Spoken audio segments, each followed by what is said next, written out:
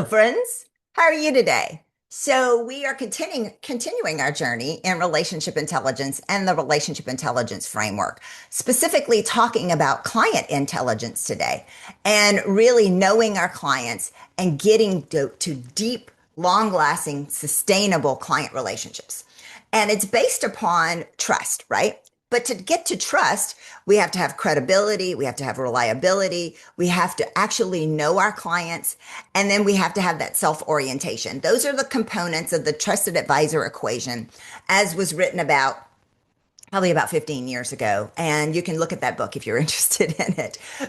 Or you can contact me. I'll give you the trusted advisor equation also. But it's really knowing each piece of it. So many of us automatically go to credibility and reliability. It's the easy things, the things that we do and we're known for. If we're doers, if we came up through our careers as producers, credibility and reliability is super easy for us.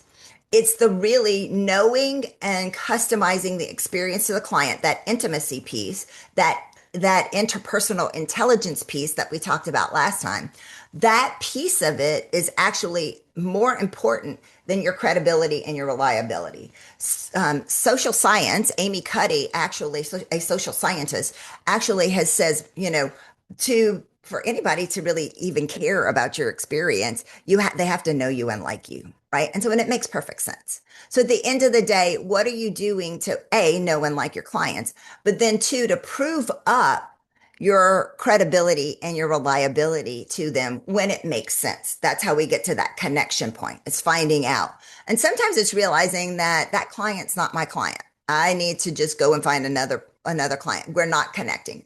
But when we do connect, when we can connect, and that trust is really important, then your experience is going to matter to them.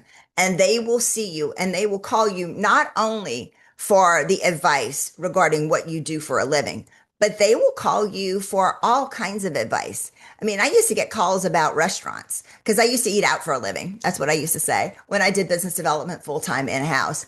And so I had friends in the industry that would call me and say, "Hey, what's the next best, greatest restaurant?" I don't know anymore because it's a different part of my, my business model. But that was a time. And so, if you need a good dentist, you can call on me and I will have ferreted out the best dentist and that sort of thing. But here's the thing. We have to be able to follow up. If we don't follow up on the small things, okay, I promised you I'm going to send you that restaurant name. I'm going to do it within the first, 12 hours, sometimes within the first 6 hours. I'm going to send myself an email. I'll do it right there if I can.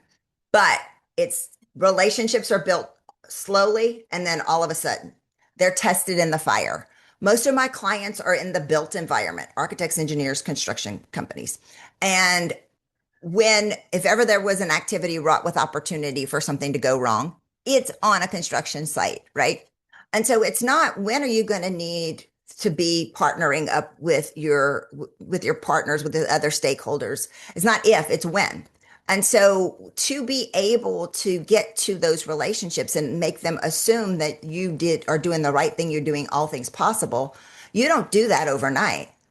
I always want my clients to know if I made a mistake, that my intention is good.